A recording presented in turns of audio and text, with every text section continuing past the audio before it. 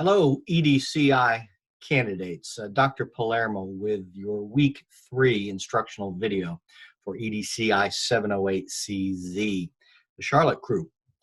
We're thinking about assessment, formative and summative, and assessment as learning. In Week 3, first I should tell you that I hope that you have participated in one of 2 Natalie Bishop APA Zoom sessions.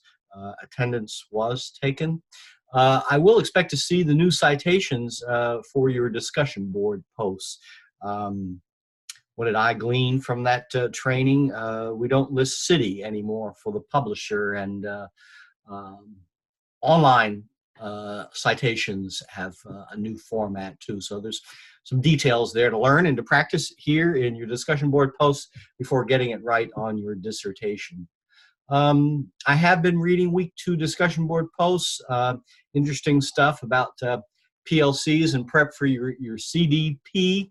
I want you to define the tools that you will use, and then in your discussion boards, you should be writing about things that you can incorporate into your CDP and your PLCPB, in particular for the PLCP. What tools and protocols are you going to use to lead your group in collaboration? So again, try to make your best use of these things. You should be using those tools right now, but if you're defining them for use soon, then that's a good thing as well. What's the new content for this week? Earl, chapters 1, 2, 3. That's Lorna Earl, Assessment as Learning. Standards, Tepper and Flynn.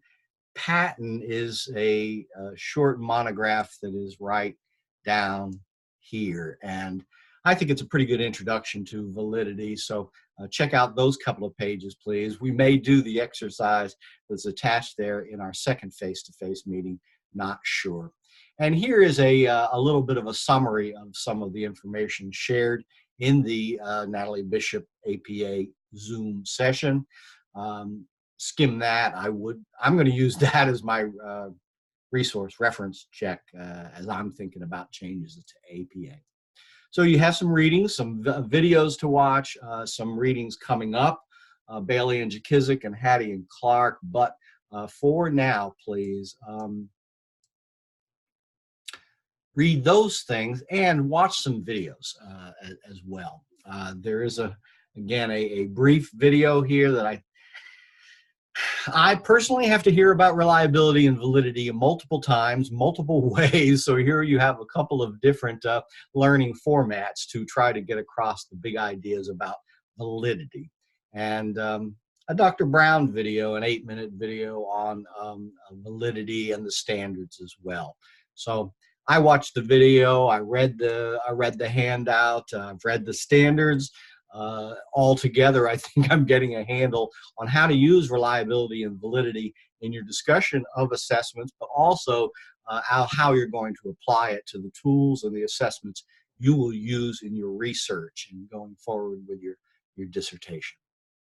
From the readings, there are 2 posts I'd like you to complete this week. The first one asks you to explain validity to another.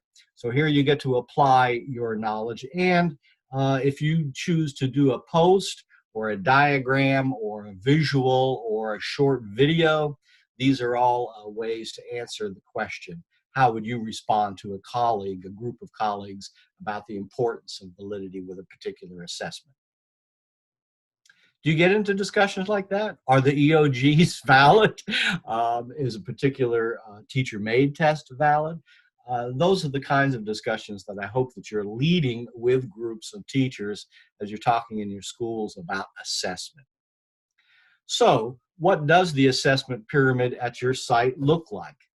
In Earl, figure 3.1 on page 31 in my book has the traditional assessment pyramid, which is heavy on assessment of learning, short on assessment for or as learning, and it asks you to apply that model to your school and to comment. So what does the assessment pyramid look like at your school? Okay, so we're talking about assessment. We're talking about formative and summative assessment. We're talking about validity and reliability. And I'm not talking about any of it. Do some readings and watch some videos, please.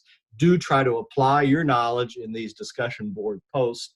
And we will likely talk some more about validity and reliability and do some activities and exercises with this stuff going forward as we meet face to face.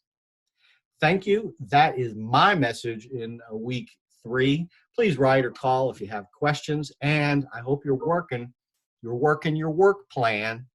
You're working through the steps of your action plan for your PLCP and CDP. Now is the time that you should be implementing that unit, observing teachers, giving feedback on the CDP,